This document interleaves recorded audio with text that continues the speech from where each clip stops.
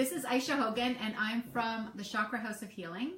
And I also have with me Brianne. And she is, well, let's just talk about what we're talking about today. So what we're talking about is unveiling the empath. Okay? So a lot of people get diagnosed with a lot of different symptoms. And what I'm finding is that they are actually empathic. So what does that mean? How will that affect them? And how is that going to change your life? So let's talk about a little bit about that. So Brianne, when you came to see me the first time, what were the symptoms that you were having? So definitely a ton of anxiety, pretty much constantly, and a lot of depression. And for most of my life that I can remember, I've always had those things be a bigger part of my life. But in the past couple of years, it had just really like exponentially grown, and I was just at a point where I just didn't really know what else to do about it, because I knew that it was a problem and I knew that it was affecting me, and I could kind of see it from the outside where I knew what was going on, but I just didn't know, like, okay, how do I just get rid of it though? Like, how do I make that stop? Because clearly I can't on my own. So yeah, a lot of that, and a lot of like really vivid nightmares. My health hadn't been great. A lot of like digestive problems, a lot of not sleeping well, sick all the time. And you were even saying, like, when you were a kid, you would just start like ranting and start crying. Yeah. Sometimes when I was little, I can remember a few times I would be perfectly happy and playing away, and then I would just start bawling. Like, I would just lose it, and I couldn't stop crying. And my mom, I remember one time my mom seeing me at the bottom of the stairs just start weeping, and she was like, oh my gosh, like, what happened? Thinking I had fallen or something terrible had happened. And I was just like, I don't know. Like, I just would cry and have no idea what was happening or why I was sad. It would just come out, and I had just no control over it, just spontaneously. Right. So when Brianne came to see me, basically we were dealing with depression, anxiety, self-esteem issues. Yeah, big right? time. Yeah. And she just was generally not a happy person. And we were dealing a lot with the dreams as well. So really lucid dreams. Yes. So a lot of people who are empaths actually have a lot of these symptoms. And they're diagnosed with either depression, anxiety, agoraphobia. They're afraid to go outside because they can't be around other people. And a lot of times they're actually put in or committed into different kinds of mental institutions as well. And the problem with that is that actually there's nothing wrong with you. I mean, that's the bonus piece of knowing this, is that there is nothing wrong with you.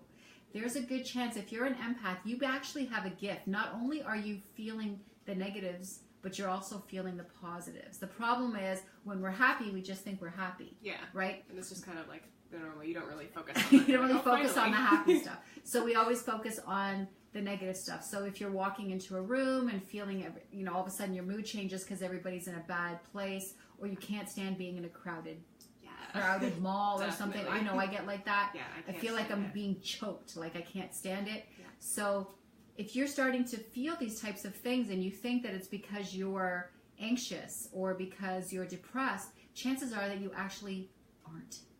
So that's really what I want to talk about. The whole idea of unveiling the empath is letting people know that a lot of you that are being diagnosed in this way, it's not correct. And the problem with it is that doctors, God love them, they're doing their job, but they're not really dealing with the subtle energies of the body. So they will never come to you and say, oh, well, it's because you're an empath, right?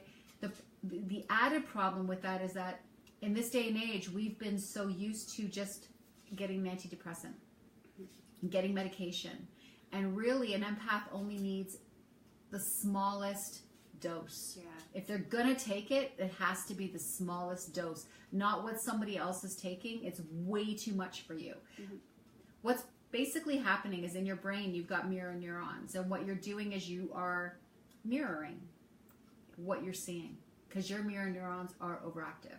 So you're basically mirroring what you're saying. And believe it or not, 20% of the population pretty much is like this. We're in Saugeen Shore, so we're in Southampton, Ontario.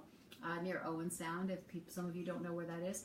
So what I've found is I've moved in this area in January is like it's overrun here. Like there's a lot of people who are actually empathic. So what I'm starting in December is an empath support group. So part of that group is actually we're going to be doing, for those who want to do it, is to doing these videos where we can actually help others understand that, you know what, there's nothing wrong with you. So the way that we found out that she was an empath is that I am an intuitive empath. I've already known that about myself, and I kind of threw it out there. Mm-hmm. We went through various amounts of questions and different things to find out, are you experiencing this? Are you experiencing that? And we went through this sort of yes and no questionnaire type of thing. Once we determined that she was an empath, it was also determining what kind of empath was she. So are you emotional? Are you physical? Are you intuitive? Right? So an emotional empath, for sure, definitely what Brianne is. Yeah, emotional and intuitive too. Yes, as well. definitely intuitive. Mm-hmm. So emotional is clearly feeling other people's emotions. Okay. Physical is feeling like, let's say I have a backache. Mm-hmm. Brianne might feel that she has a backache too. Mm-hmm. Meanwhile, there's no reason for her to have a backache. She's just feeling it because I'm feeling it. Yeah. Okay. So it's about feeling other people's pain in their physical body. So that's a physical empath. And then there's the intuitive empath, and that's more like what I am and a little bit about what you are. Yeah, sure. And that is just getting messages, being able to talk to the other side. That feeling of just like knowing too. Like sometimes in a situation I would just have an answer, or there would be a situation where maybe like the outcome was a little wishy-washy, and I would just be like, oh, that's going to happen. Or like, oh yeah, I know. And I had no way of explaining that to anybody. Like, I don't know how I know. I don't have any evidence. I just do. I just know. Right? Yeah. And people get weirded out by that because they're like, what's wrong with you? There's nothing wrong. It's actually that you are just highly intuitive. Yeah. And that's an awesome kind of thing. So the other thing about understanding that you're an empath is like, what are you supposed to do with that? Like, okay, I'm an empath, that's great, I'm feeling everybody else's crap, like, what is that about? So what am I supposed to do with this? So the next piece was, first of all, us taking all of her dreams, because she gets very lucid dreams. That's not to say that every empath is going to have really lucid dreams. And I didn't used to. Like, when I was little, I definitely had pretty vivid dreams, and I remembered them often. I had a lot of dreams, and I remembered them. And they were all kind of similar, but I didn't really have many lucid dreams as a kid. It's just when these things really started to, like, these symptoms really started to amp up in the last year or two, I just all of a sudden started having crazy lucid dreams, even more vivid, and ones to the point where, like, sometimes I didn't actually know if I was dreaming or awake, and I would wake up and be sitting there like, I don't know, am I awake? Who knows? Maybe. And not a good feeling. Almost. No. So I use it. Yeah, right. That's not cool. Not cool. I get a lot of stuff by my dreams too, but messages. So I have found out that my reason for doing what I'm doing, for being empathic, is to actually help people find out what their gifts are. Mm-hmm. So using my intuition, using the muscle testing, using the different tools that I have, I'm actually finding those out. So we went through your dreams. Yeah. Brianne wrote down all of her dreams. So dreams, I don't really care what anybody says, because dreams are messages from your body and from your energy to you, and they are coming to you in images, because that is how our body talks to us. Not like our inner critic, not with words. Yeah. But our energy and our subconscious, our body speaks to us in images. They send us these images when we're sleeping. They're trying to tell you something.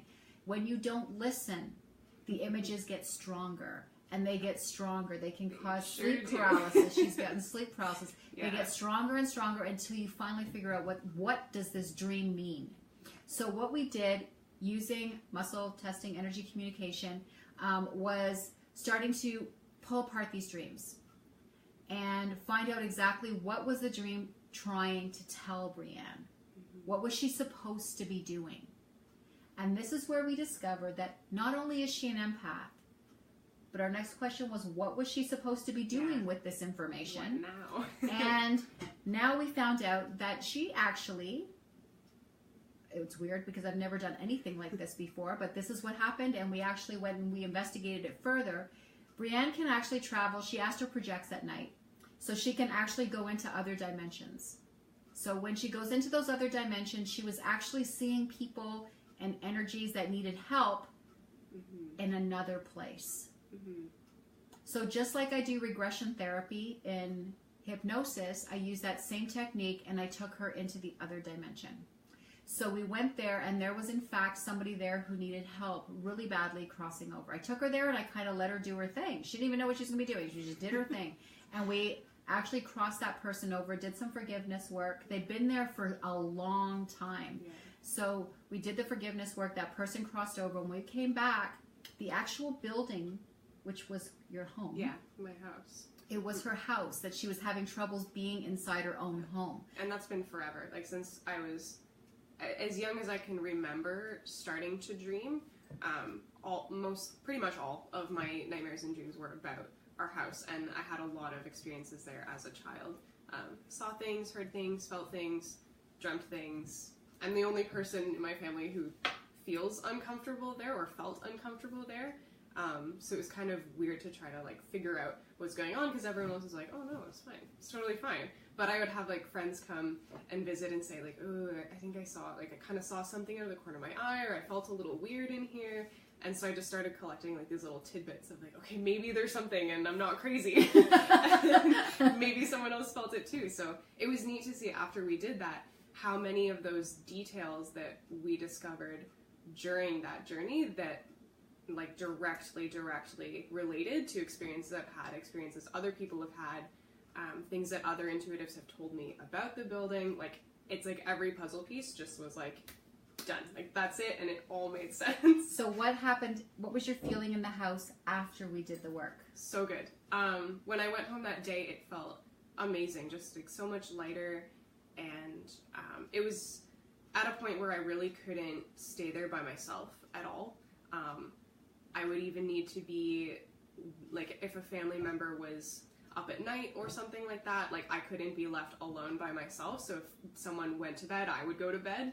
I wouldn't want to stay there by myself in any capacity, and it just felt so much lighter.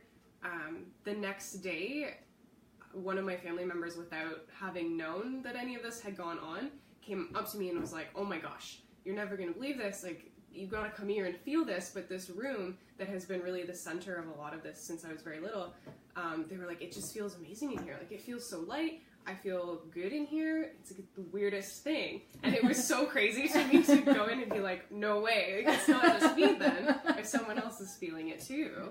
So yeah, very cool. Very so it was cool. really neat, and it was a crazy trip. Yeah. And the dream stopped. And the dream stopped. Yeah. Different ones started, but all of those, I haven't had one that has been, because a lot of them were recurring, and I haven't had one since, so very. And that's just it, because we figured out what the message was. Mm-hmm. Once you figure out what the message is for the dream, the images will no longer come up. Those particular images won't come up. Yeah. The other thing we found out from going through some of her other dreams was that Brianne actually, I don't know how many of you know about shaman work. And back in the day, there used to be shamans that used to cross people over. The people that couldn't find their way, people that didn't know that they needed to cross over, people that couldn't figure out where to go. And this sort of what they call the middle world would get overcome with these energies that were kind of stuck here.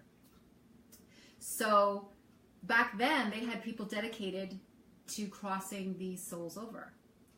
And now we don't have that. We have some, of course, but we don't have that same population of people doing that kind of work anymore. Mm-hmm. So it's building up again. So knowing that, I sort of tested, does she do something like this? And it came back that yes, she did. But again, we didn't know how she was going to do it. And you had a dream about that golden room. Yeah.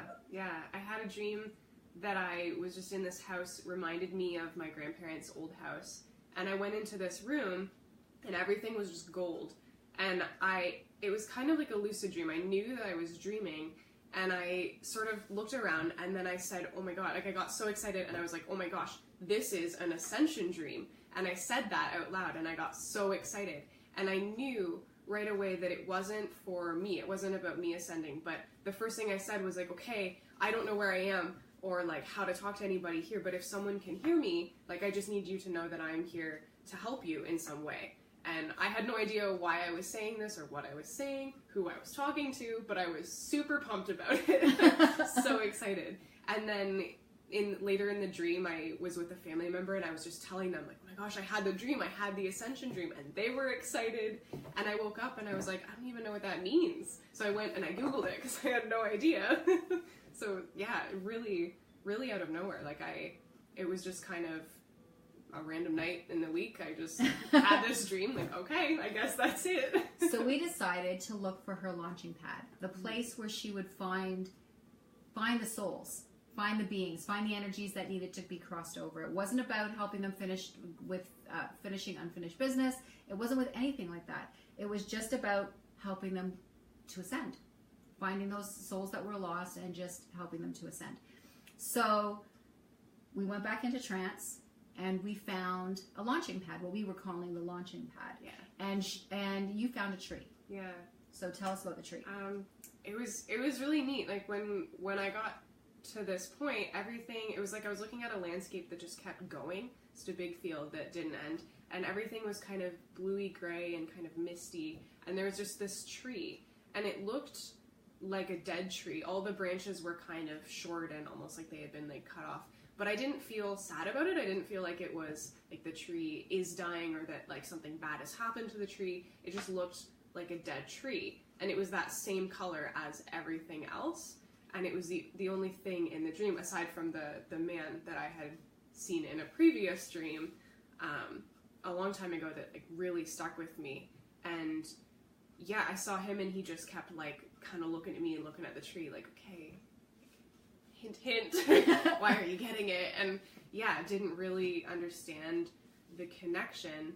And then I think you told me to see if I could touch the tree, and I could put my hand kind of through it, but it was like when I did that, it really felt like a part of me, and I ended up walking right into the tree, and when I did that, it kind of felt like I became it. Like I could see its branches in my arms, in my hands, and I could feel it, and it was sort of this just realization of like, oh, okay, right, like of course that makes sense, and just felt like secure in that. But when I first touched it too, I couldn't see anything else in the landscape, and when I put my hand on the tree, I could just see all of these. I knew right away that they were souls. I just had this knowing that like, oh, these are a whole bunch of people, and it was like a rainbow. Like there were all these just pastel, beautiful colors and just these bright lights in a kind of silhouette shape of a person. So nothing really clear, no faces or anything like that, but just all of these lights everywhere and all these different colors on the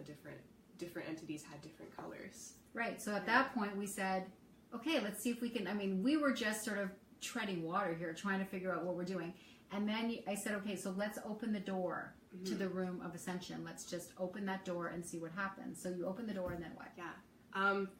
I think I described it right after as almost like a vacuum. It's like right away, everything was like whoosh, just gone. Like they all just, it's like all of the light became this almost just stream that just went right through the door really fast. And then it kind of stopped at that. When I saw that man, there were no faces, there were no distinct people. At first I could only see these silhouettes, and then everything streamed through the door, and then it just stopped. And this man, I could only see his head or his face, but he just turned and looked at me and he winked at me. Like he smiled and he winked kind of like he knew that I knew. And he just was like, yeah, you know. And it was just this really reassuring, like it just felt really comfortable. And I don't recognize the face, so I don't know who it was. He had like a Tilly hat on and white hair. He had a mustache and white hair. But it just really, it's like everything just slowed down to slow motion when I saw him. And it's almost like it got stuck, like that just kept replaying for a little bit. And I just kept seeing it happen again and again and just like re-experiencing that moment. And then it just sort of passed and the rest of the light just went right through the door and it shut and it was like just zoom, like it just went. So that's her gift. as an empath. So she has, and we don't know if there's more things that she's supposed to be doing, but right now this is what we have found out so far. Now that's not to say that everybody's going to have the same thing. A physical empath might deal with something else. A different emotional empath might have a different path that they have to be on. So your path may not be the same as Brianne's. But there's clearly a reason why you have this gift. And you may not even want the gift. There is that option as well. So, you know, you might have it. We might determine that you do have it. And then you might say, you know what? I don't want it. And at that point, you know, we will find a way to just kind of close the door to it temporarily, or close the door to it indefinitely until you are ready, if ever, to deal with it. And or to move forward with it. There's nothing that says that you have to. So we just wanted to sort of introduce this right now, because I know that there's a lot of people out there, more and more, that are feeling anxious and feeling depressed and feeling different things and think that there's something wrong with them, and really there's not. There's really not. And this could be what you are experieing. On the other hand, you could be depressed and anxious and need some help with some other things. So on that note too, not to interrupt, but that just made me think, one experience that really stood out for me when I was kind of at my lowest and like have been at those really low points, is a feeling that like I really haven't talked to anybody about, because I didn't really know how to describe it in a way that wouldn't make people worry about me. But it was like in the depth of that just sadness, I had this feeling like everything was just so overwhelming, and I just didn't know how to deal with it. I didn't know what to do with it, and I just was so overcome with just the weight of like how long life is and all the things that we can do and have to do, and just everything, people's feelings and like my part in people's lives. And it was this feeling where it was almost like I just didn't want to be here, but I didn't want to hurt myself. Like I never had a desire to harm myself or anything like that, but I just didn't want to be here. I just didn't want to do it. And I talked to a few people recently, now that we've been working together a bit, about some changes that I felt and some different things and realizations that I've had. And a good handful of those people were like, oh my gosh, me too. And those people are now on a very spiritual path and kind of a very similar path and discovering similar things about themselves. So I think that like, if that's something that you're feeling and you don't really know how to word that, and you don't really know how to talk about it with somebody without having them worry about you, because there was never a point where anyone needed to worry about me. I was okay, but I just didn't know what this feeling was. Like I didn't want to give up my life, but I just didn't want to have it in the first place because there was so much going on, and I just didn't know how to differentiate. And it's called it's empath overwhelm. Yeah, totally. Right? You are taking on so much of other people's stuff that you are getting really overwhelmed, and it's a lot.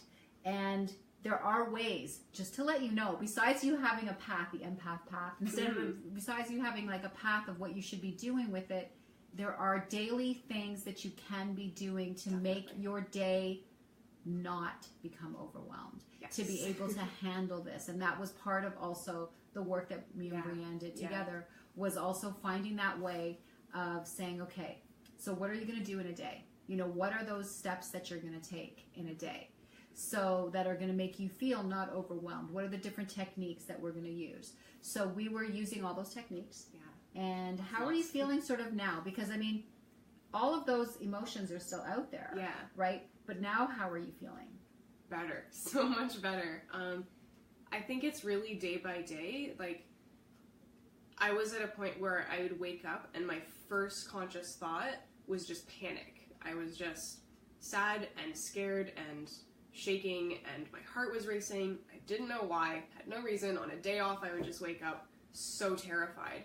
And now I feel like I'm really able to kind of step back from that, and on days when I do start to feel overwhelmed, it doesn't just spiral into this abyss of awfulness. Like, I can kind of recognize why I'm feeling those things, and now that I know where a lot of that might be coming from, and if it's these external factors that I'm just really sensitive to and just picking up on, it's easier to look at them and kind of be like, oh, well, I talked to that person for an hour today who was having a horrible day and dealing with all of these things. So of course that makes sense that now I'm feeling drained. I'm not really feeling great. Maybe I'm feeling some of that stress or sadness or just like uncertainty. So I think I'm better able to kind of try to figure out where those stressors are coming from and why I'm feeling overwhelmed, and then do what I have to do to get my energy back. So maybe like do a little meditation, or maybe take a bath, or just any of those tools that I've been trying to build.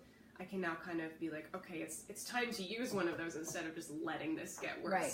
Yeah, because I was at a point too where it was almost like this self-defeating circle of like, I would get to that place and then be like, yeah, good, you feel bad. And then I just wouldn't even really have a desire to feel better. I would just keep cycling to a point where it was like, yeah, you're feeling like garbage, you deserve to, so feel worse. And it would just keep going and going. Whereas now I can look at it and be like, no, I don't want to feel like that, and nobody deserves to feel like that. And just, determining what's yours and what's theirs. And how to separate right? those How things. to separate what's your feelings and what does not belong to you. Yeah. Right? And what to do with that stuff that doesn't belong to you. And then not feel responsible for it. To be able to just recognize, like, okay, that isn't mine, so putting it over here and just doing what I have to do now for me and focusing on the day I was having or my own energy and getting that back up to where it should be. Awesome. Well, I want to thank Brianne for her bravery, for coming forward and sharing her story. And I want to thank you for listening. And please click love, click react, do something, and put some comments, some questions. We're sure to, I'll be sure to get back to you myself or for Brianne. And like I said, thank you for listening. We're going to be coming up with some more videos. The Empath support group, the face-to-face support groups are starting on December 4th at the Peapod in Port Elgin. For those of you that are going to be in the area. And thanks a lot. Let us know. There is a secret group as well that I have started, an Unveiling the Empath group for the people that are going to be part of the support group. So there's going to be this constant support happening. And thank you again for joining us. And I know we're a little longer than a normal Facebook Live, but there's a lot of information here that we wanted to get out there for you and didn't want to just give you just a little bit and leave. But and there's so much more too. There like, is ask so questions, much more. Do some research. Every day I feel like I read a million more things and I'm like, oh my god, yes. That makes so much sense. So there is a lot. And we're coming up with some really great workshops, even like empath and art, and putting some things together and some different things. So we really want to help you. Okay, so help. What's with that thing that Tom Cruise says? Help me help you, right? So it's like we want to help you. So because we get it and we've been there and we understand what that feels like. So definitely thank you so much for joining us. And comments, questions, reactions. Please share the video with people that you think that would like it and or who could benefit from it. Thank you so much. And you're going to see me come around now while I turn this off. But thank you so much. Bye-bye. Bye, everyone.